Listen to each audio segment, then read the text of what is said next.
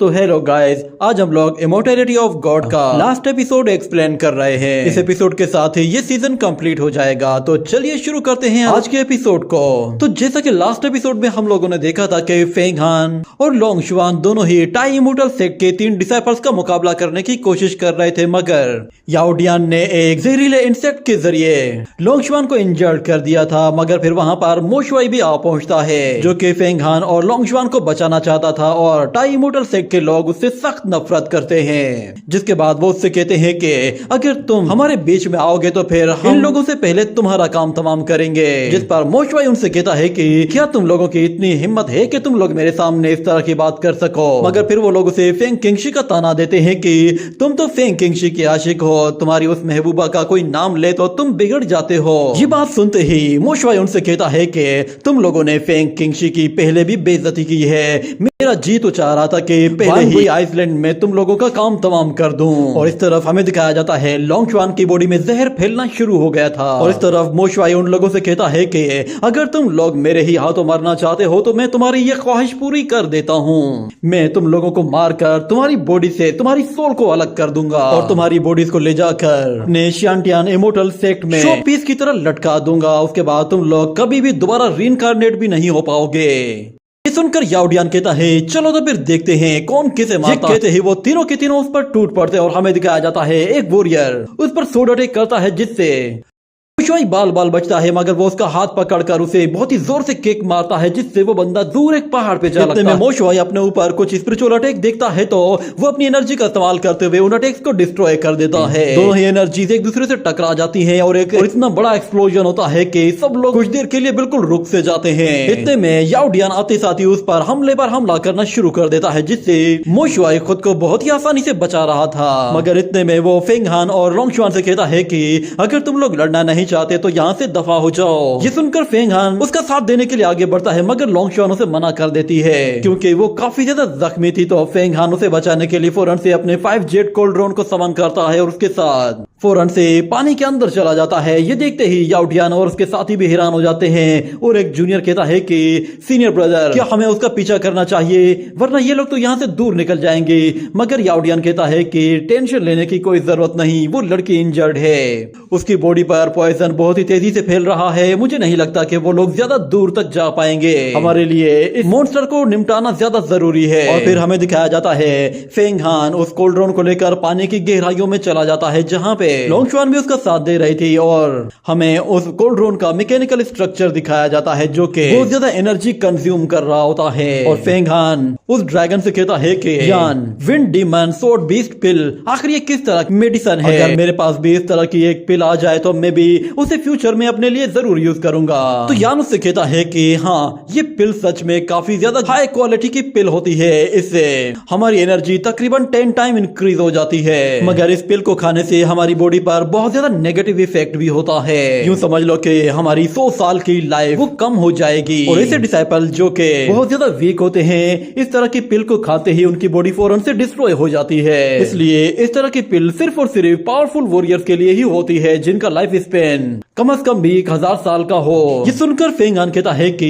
सच में याओ डियान और उसके दोस्त तो बहुत ही ज्यादा बेरहम हैं। उन लोगों ने मो शुआई को मारने के लिए अपनी 100 साल की जिंदगी को दांव पे लगाया हुआ है। मगर हमें लोंग शुआन को दिखाया जाता है अचानक उसकी बॉडी पर पॉइजन का असर होता है और वो चिल्लाते हुए वहीं पर ही गिर पड़ती है। ये देखते ही फेंग हान फिर उस कोल्ड्रोन को खुद से हैंडल करता है और उसे फौरन से एक जगह आकर लैंड करवा देता है और लोंग शुआन से कहता है कि तुम ठीक तो हो।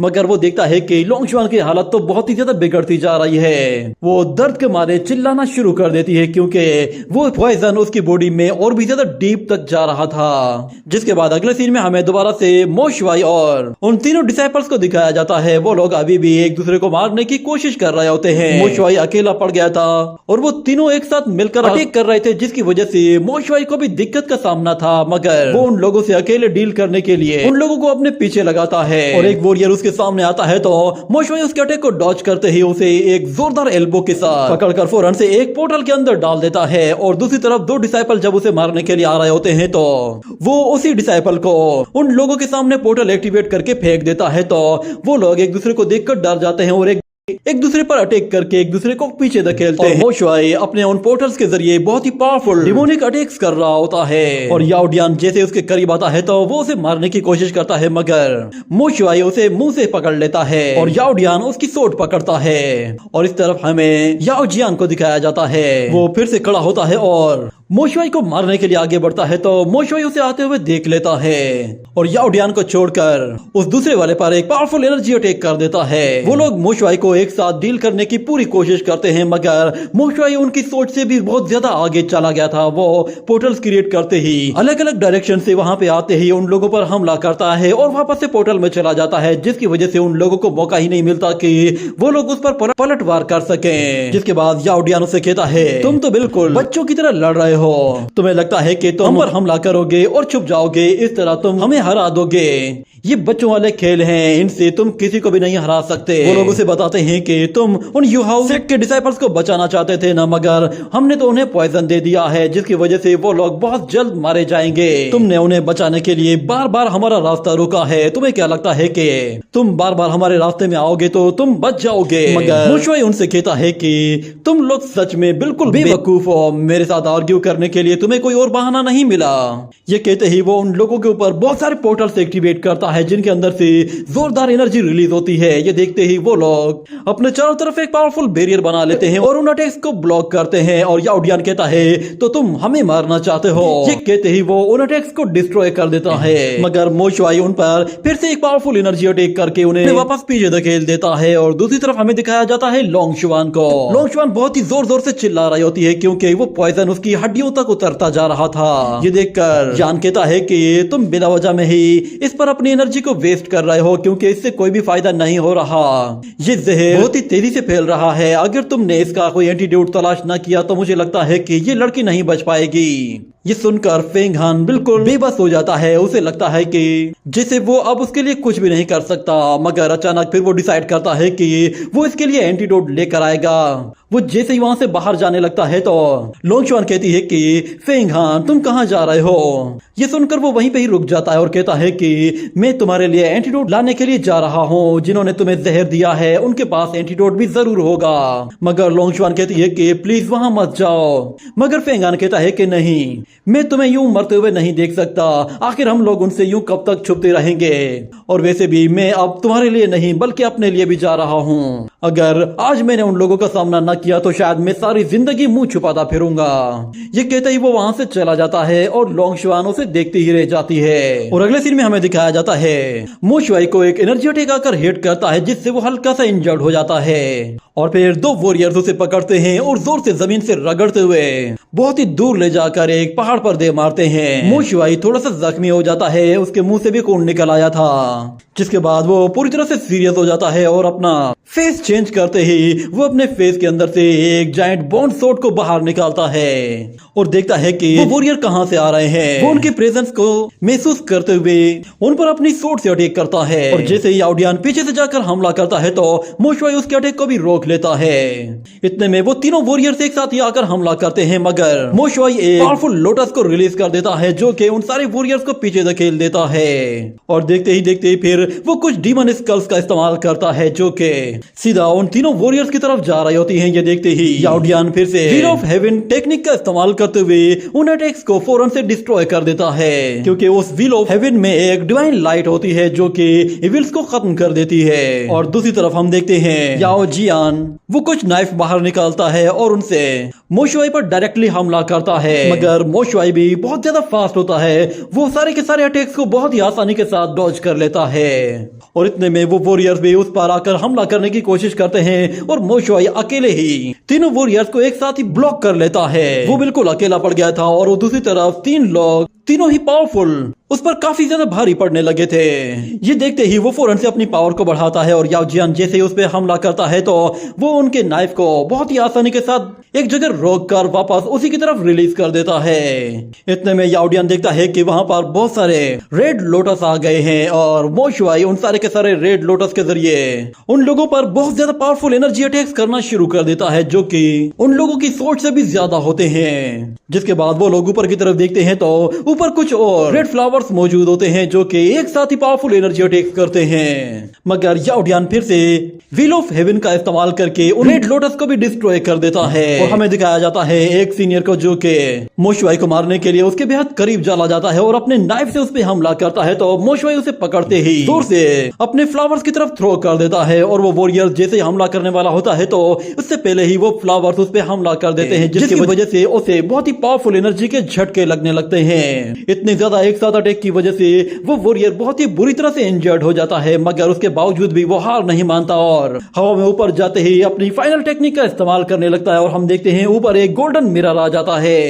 ये देखते ही याओ डियान और याओ जियान दोनों ही उसकी मदद करने के लिए जमीन में मौजूद बहुत सारी बॉन्ड्स को उससे दूर हटाने के लिए फौरन से मोशवाई पर जाकर हमला कर देते हैं, मगर मोशवाई उन लोगों के साथ बहुत ही अच्छे से डील कर रहा था। वो बॉन्ड्स उन लोगों को करीब आने नहीं दे रही थी और इतने में हम देखते हैं कि ऊपर वाला वॉरियर वो उस गोल्डन मिरर के जरिए मोशवाई पर एक बहुत ही पावरफुल थंडर लाइटनिंग का हमला कर देता है, जिससे जमीन पर हर जगह थंडर लाइटनिंग फैल जाती है। उन लोगों को लगा कि शायद मोशवाई का काम तमाम हो जाएगा, मगर वो अभी भी जिंदा था, उसे तो बिल्कुल खरोच तक नहीं आई थी। जिसके बाद वो उन लोगों से कहता है कि थंडर लाइटनिंग तो मेरे जिस्म में पहले से ही मौजूद है, इसने मुझे और भी ज्यादा चार्ज कर दिया है। मगर अचानक से मोशवाई पर पीछे से याओ डियान एक बहुत ही पावरफुल डिस्ट्रक्शन अटैक कर देता है, जिससे एक बहुत ही बड़ा एक्सप्लोजन होता है। हर तरफ एनर्जी ही एनर्जी फैल जाती है।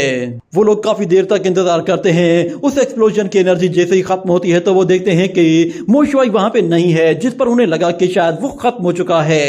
ये देखकर याओ डियान के दोनों ही जूनियर्स उससे कहते हैं कि सीनियर बहुत बहुत मुबारक हो, आपने फाइनली इस इविल डीमन को खत्म कर दिया है, इसके बदले में आपको बहुत ही ज्यादा मेरिट मिलने वाली है। मगर याओ डियान कहता है कि एक मॉन्स्टर को मारने के लिए मैंने तकरीबन अपनी करियर के लाइफ स्पेन को कुर्बान कर दिया है। अगर आज ये न मरता तो शायद हमारा लाइफ स्पेन वेस्ट चला जाता।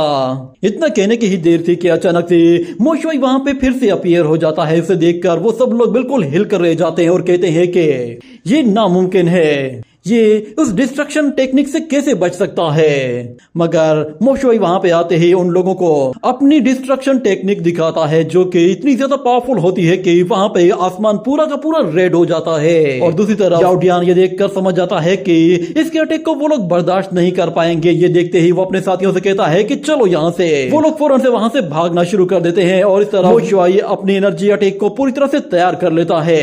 याओ डियान देखता है कि जैसे ही वो हमला करने वाला है तो वो फौरन से अपने फैंटम बीस्ट को रिलीज करता है, जो मोशवाई के अटैक को रोकने के लिए वहां पर एक बहुत बड़ा बैरियर बना लेते हैं। मगर जब मोशवाई का अटैक उन बीस्ट को जाकर हिट करता है तो वो वहीं पर ही पूरी तरह से इरेज हो जाते हैं। ये देखते ही डियान और उसके साथी वहां पर व्हील ऑफ हेवन का इस्तेमाल करके एक बैरियर बनाते हैं, मगर वो व्हील ऑफ हेवन भी टूटने लगता है। ये देखते ही याओ डियान फौरन से अपने सीनियर के पीछे छुपकर अपनी एस्केप टेक्निक का इस्तेमाल करके वहां से निकल जाता है। भाग जाने की वजह से मोशवाई कहता है कि तुम लोग चाहे कहीं भी चले जाओ, मौत तुम्हारा पीछा जरूर करेगी। और दूसरी तरफ हम देखते हैं कि वो वॉरियर्स बहुत ही बुरी हालत में एक आइलैंड पे आके लैंड करते हैं। उनकी हालत बहुत ही ज्यादा बुरी हो चुकी होती है और एक वॉरियर तो पूरी तरह से जल चुका होता है। उसकी आंखें भी पूरी तरह से खत्म हो गई थी और बाल भी पूरी तरह से खत्म हो गए थे और वो चिल्लाते हुए कहता है कि मुझे बहुत ज्यादा दर्द हो रहा है, सीनियर प्लीज मुझे बचा लीजिए। मगर सीनियर की तो अपनी ही हालत खराब होती है। वो जियान से कहता है कि जल्दी से इंपीरियल सेक को एक लेटर भेजो और उन्हें बताओ कि हम लोग यहाँ पर हैं और हमें उनकी मदद की जरूरत है।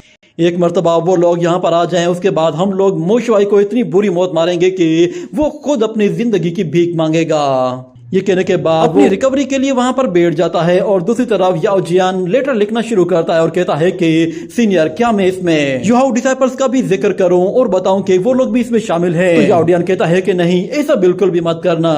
अगर किसी को भी पता चल गया कि हम लोग युहाओ सेक की वजह से इंजर्ड हुए हैं तो हमारी बहुत ज्यादा बेइज्जती होगी। मेरी मानो तो उनका नाम मत लिखो, बल्कि उनका जिक्र भी मत करना। हम देखते हैं कि इतने में फेंग हान भी वहां पर पहुंच जाता है और उन लोगों की चुप के बातें सुनने लगता है। इस तरफ वो जख्मी वॉरियर अपनी मदद के लिए चिल्ला रहा होता है तो याओ डियान गुस्से में एक एनर्जी अटैक करके उसे खामोश कर देता है। याओ जियान भी हैरान हो जाता है कि सीनियर ने अपने ही साथी को मार डाला है, मगर वो जैसे तैसे उस लेटर को कंप्लीट करके वो फौरन से टाई इमोर्टल सेक्ट में भेज देता है। और फिर याओ डियान कहता है कि उस मोशवाई की तो खैर नहीं है, उसे तो हम सबक सिखा कर रहेंगे, मगर फेंग किंगशी वो भी नहीं बचेगी क्योंकि ये सब कुछ उसी की ही वजह से हो रहा है। तो याओ जियान कहता है कि हाँ, मरना होगा, सिर्फ एक बार नहीं बल्कि 100 बार मरना होगा। ये सुनते ही फेंग हान कहता है कि क्या वाकई में। उसकी आवाज सुनते ही वो लोग डर जाते हैं और कहते हैं कि ये क्या, ये वापस आ गया। इतने में फेंग हान